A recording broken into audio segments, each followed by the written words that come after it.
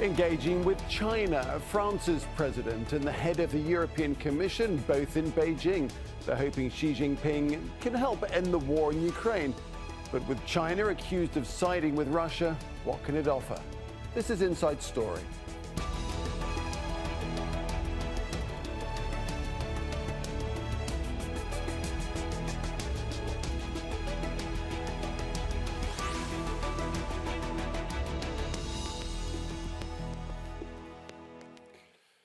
Hello, welcome to the programme. I'm Nick Clark. So, EU leaders are in China for a high-stakes meeting with President Xi Jinping.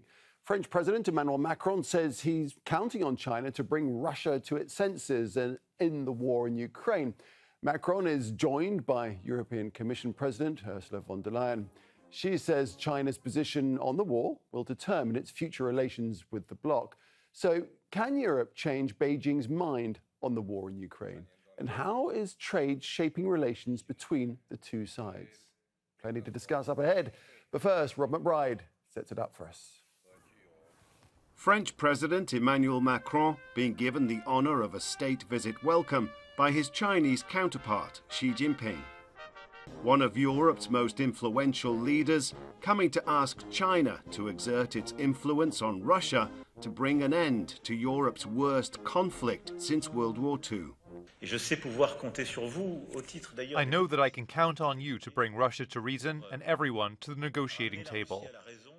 This was Xi Jinping visiting Russian President Vladimir Putin last month. Since Moscow's invasion more than a year ago, Beijing has stayed neutral and proposed a roadmap for a ceasefire and peace talks. Most Western leaders, including Macron, have criticized the plan, but the French president has been one of the more conciliatory voices among NATO heads of state. 2 weeks before Russia's invasion, he met President Vladimir Putin in the Kremlin and has spoken to him several times by phone over the past year. Many are now watching to see if Macron and Xi together can provide a breakthrough where others have failed. China insists on a peaceful resolution and is willing to work with France to maintain the rationality of the international community and avoid actions that could further escalate the crisis or let things get out of control. In a show of European unity, Macron is accompanied by European Commission President Ursula von der Leyen, who has taken a much tougher line on China's failure to condemn the Russian invasion. The Europeans are looking at the very least to dissuade China from supplying Russia with arms. We also count on China not to provide any military equipment directly or indirectly to Russia, because we all know arming the aggressor would be against international law and it would significantly harm our relationship. The signing of lucrative trade deals on this trip is seen as Beijing's attempt to maintain good European relations, even as ties with the US sour. I hope China will tell President Macron on the one hand, and then tell Madame von der Leyen on the other hand, that it is absolutely important to have a European perspective, which may or may not be exactly identical to that of the United States. Chinese and European leaders hoping traditionally strong trade links can lead to a diplomatic breakthrough. Rob McBride, Al Jazeera.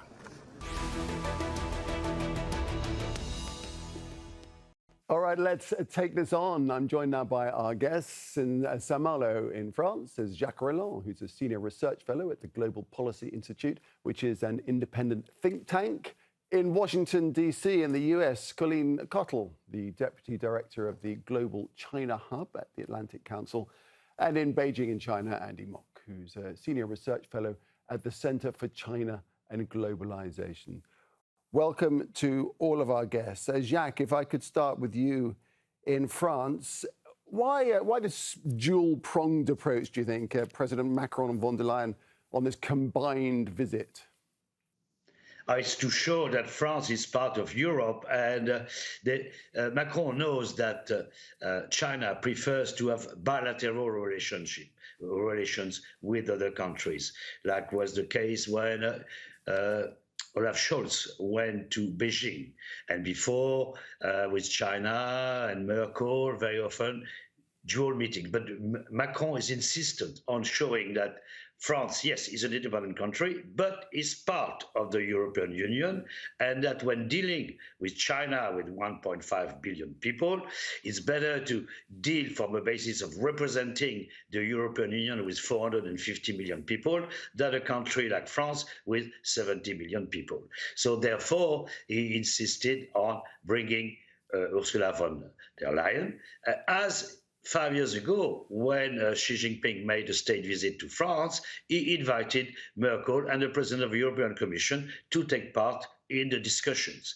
So it's very important for Macron, who especially is very insistent on highlighting the fact that Europe has a strategic autonomy, as interests and values which are not necessarily those of its allies, such as America, to show Europe as a political identity. And France has always promoted the idea of a political European Union.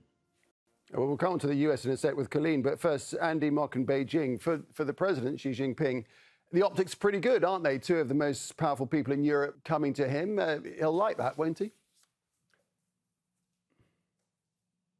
Well, I think certainly China recognizes and President Xi recognizes that China has important contributions to make on the global stage, whether that's in Europe, whether that's in the Middle East, with the recent rapprochement between Iran and Saudi Arabia and other parts of the world as well. So certainly, I think it's no surprise that we're seeing these visits, and more to come. I believe the Pedro Sanchez from Spain will be visiting China shortly as well.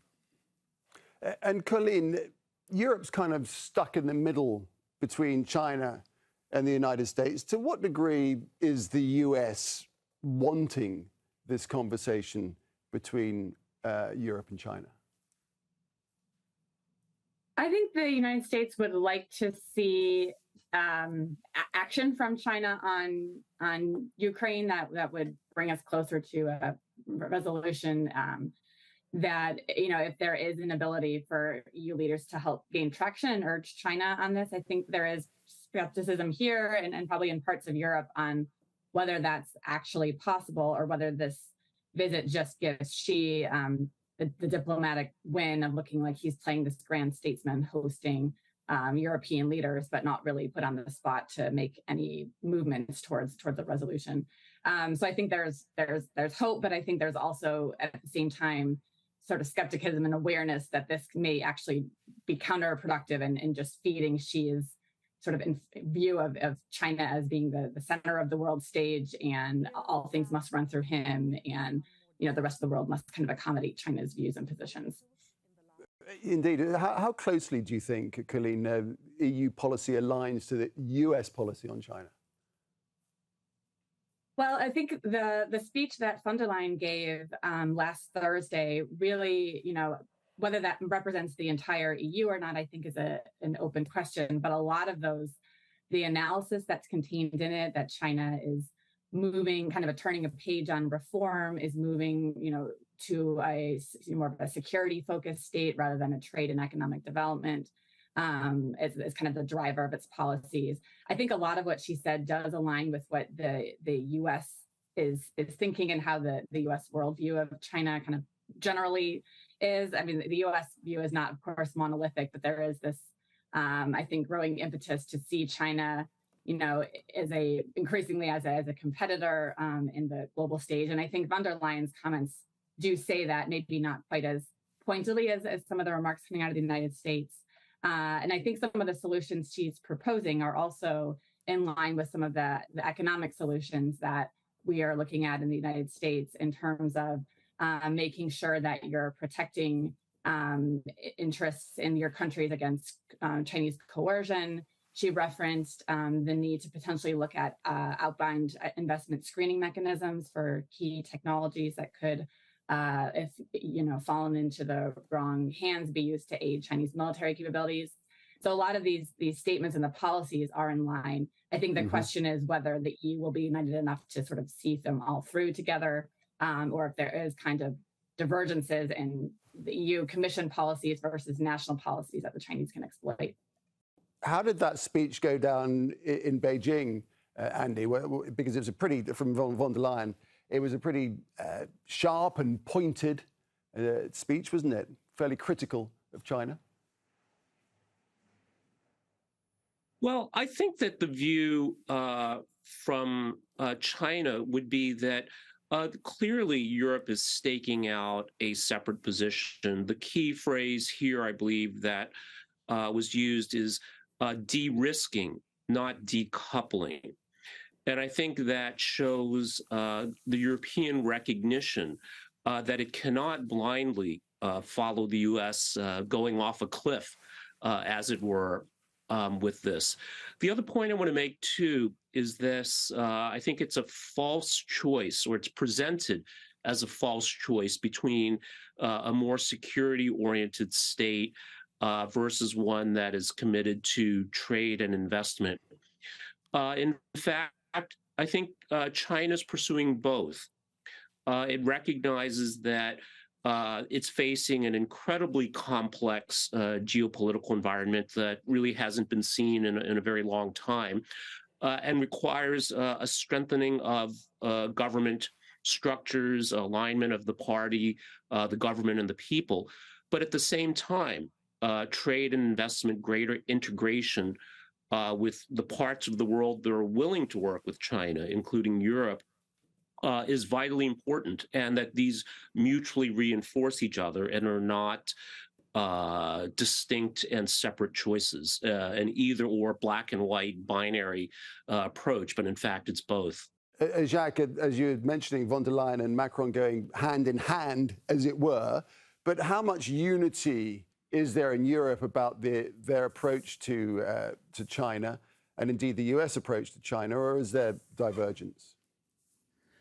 There is divergence between Europe and the US on the attitude to China. Europe doesn't want a confrontational attitude to China. France doesn't want it. Germany doesn't want it. Most European countries do not want it.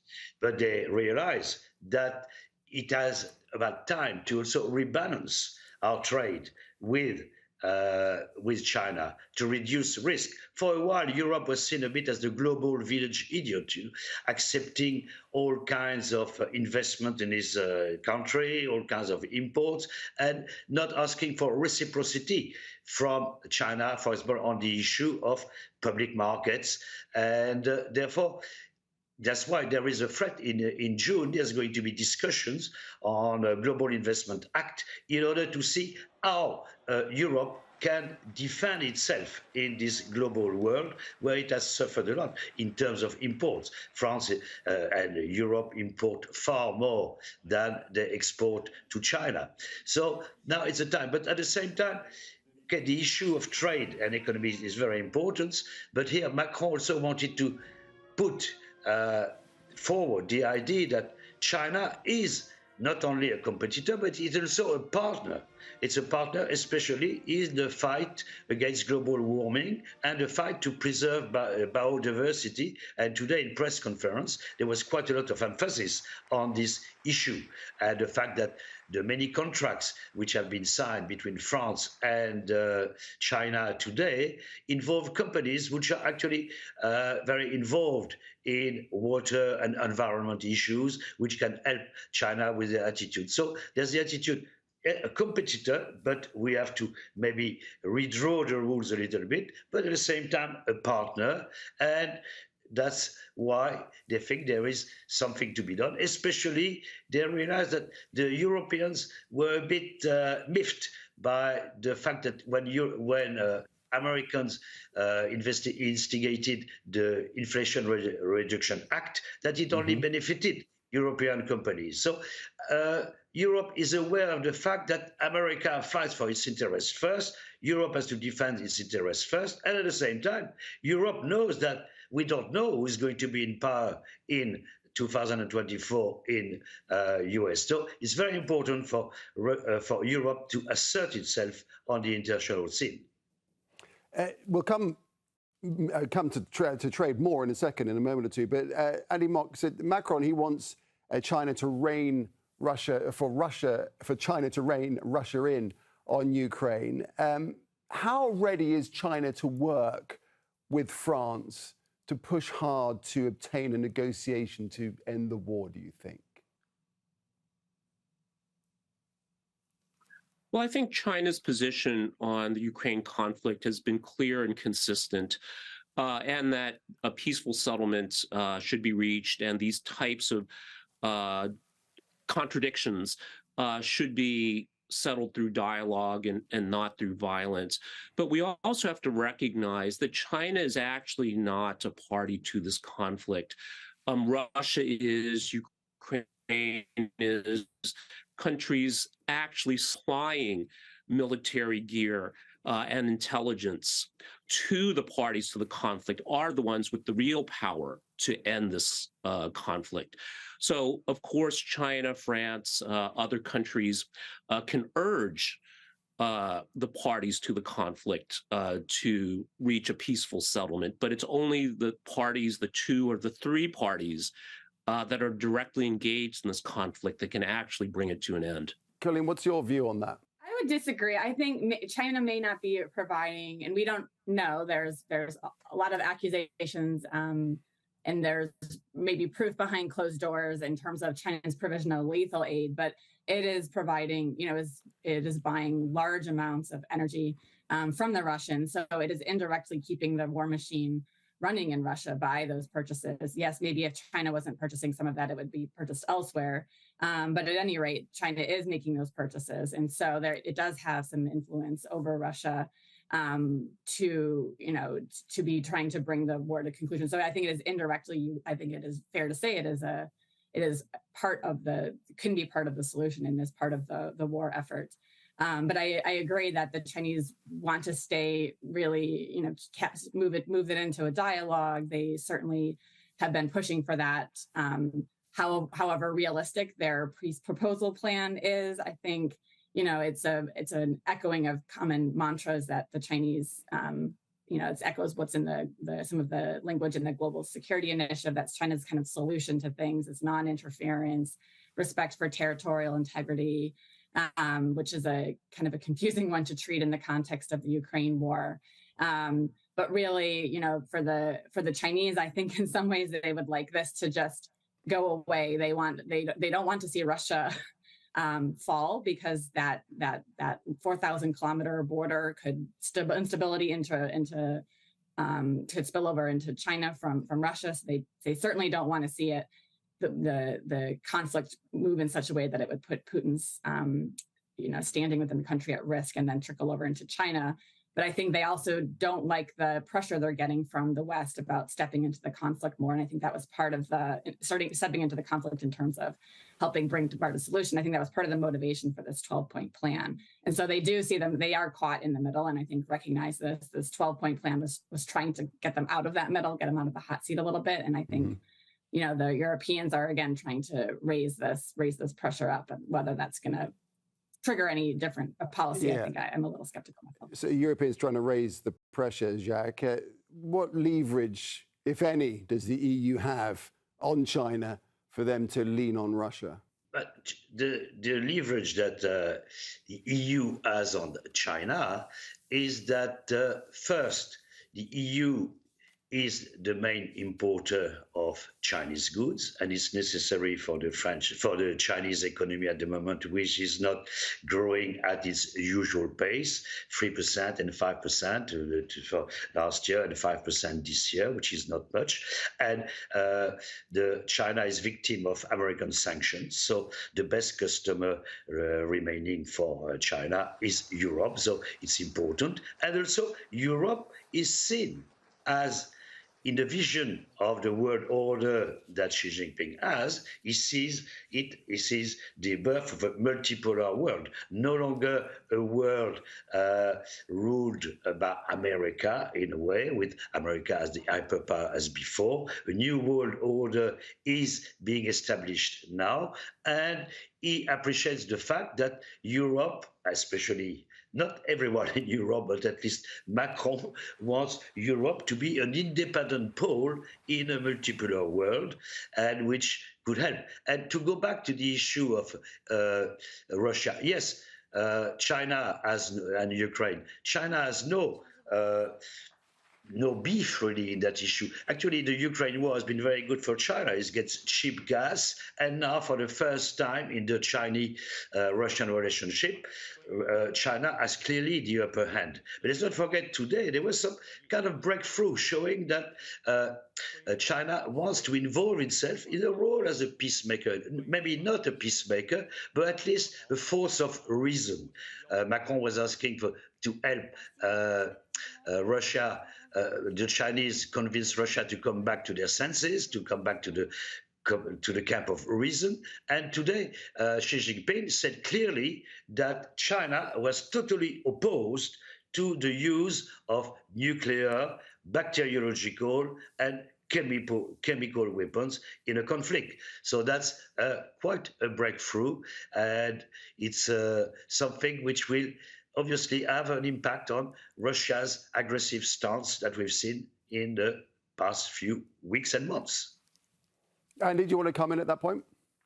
Okay, yeah. So I think China has been clear and consistent for 40 years that it's following the path of peaceful development, and that a peaceful global environment is not only in China's interest, but the interest of the world. So certainly I think this commitment to resolving this conflict peacefully can let everyone get back to building a better world from a climate perspective, from an economic perspective, from an income inequality perspective. So certainly I think that this is, again, I think there's very little doubt that this is what China is aiming for.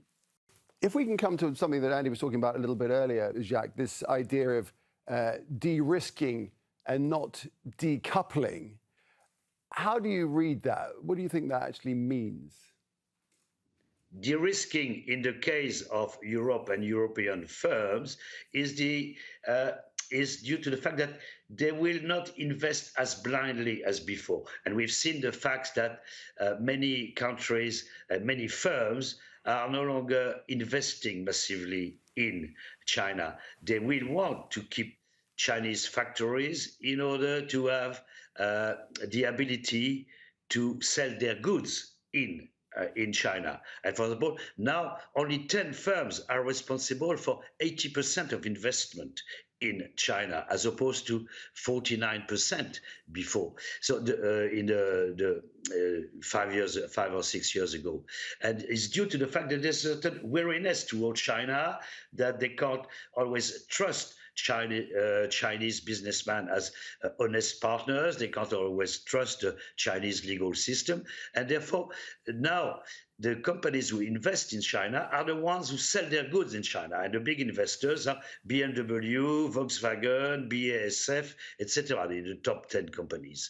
And while other companies who used to rely on China as a cheap workshop are now creating structures, manufacturers, factories, or using factories in other parts of the world, or in Vietnam and other countries, India, Bangladesh, and moving away from China. So de-risking means that, yes, we won't now depend on the Chinese production machine, as we saw during the COVID. It could lead to problems in the supply chain, and they want to avoid that at all costs in the future. Colleen, she said that China and France have the ability and responsibility to transcend differences and restraints as the world undergoes profound historical changes. He's talking about, this concept of a new world order that I presume that China would like to see itself at the top of. How does that kind of talk go down in the United States, and what does it do for tensions? Well, it's certainly, I mean, especially if you have an eye to the hearings that have been taking place on the Hill and the stand-up of the new committee in the House to look at the Chinese Communist Party, that certainly feeds into the narrative of not just, you know, Xi's maybe looking at a world, or he's talking about a world order with China as playing a leading role or the center, and that becomes framed in some of the U.S. political circles as China is trying to take over the world. They're going to take over, the Communist Party is going to take over all aspects of life. You know, democracy as we know it is over. This model, the Chinese model, is going to get exported everywhere, including here. And so I think it has the potential to really be turned and used in ways that make it very difficult to focus on anything with the China relationship aside from competition. If you'll recall, there's the three pillars of the U.S., the current administration strategy on China. There's the compete pillar, the align pillar, which is aligning with allies such as Europe and in Asia. And then there's the compete in the effort to kind of preserve the international rules-based order as we have it now. Okay. And I think all the effort gets focused on this compete, and really not just compete to preserve the order, but just compete to beat China. And that rhetoric just really shifts the focus there. Okay. And in some Colleen, ways, I'm going to jump in there important... because I'm sorry to interrupt. We're just coming to the end of the program, and I wanted to end with Andy. What's the view in China on that? Does Xi Jinping see himself as the head of the new world order at some point? I don't think so. I mean, I think, again, China is becoming more central, but that doesn't mean leading the world. But I want to briefly talk about this idea of de-risking. In the business world, we say that revenue solves a lot of problems. And one of the risks I think Europe is facing is growth. So China imports something like $3 trillion a year worth of goods, which is about the size of the French economy. And, you know, if Europe is able to work with China, France might be able to lower the retirement age instead of having to raise it because of the trade and investment opportunities. So I think risk encompasses a lot of things. Certainly, some of the questions Europe has are legitimate and should be addressed. But the risk of missing out on this opportunity of Chinese growth, that could solve a lot of European domestic problems as well. Okay. All right, we'll have to leave it there. Do appreciate all your perspectives. Thank you very much indeed to our guests. There's Jacques Reland, Colleen, Cottle, and Andy Mock. Thank you. And thanks for watching. You can see the program again at any time by visiting our website, aljazeera.com. And for further discussion, just go to our Facebook page. That's facebook.com/AJ Inside Story. You can, of course, also join the conversation on Twitter. Our handle is @AJ Inside Story. From me, Nick Clark, and the whole team here, it's goodbye for now.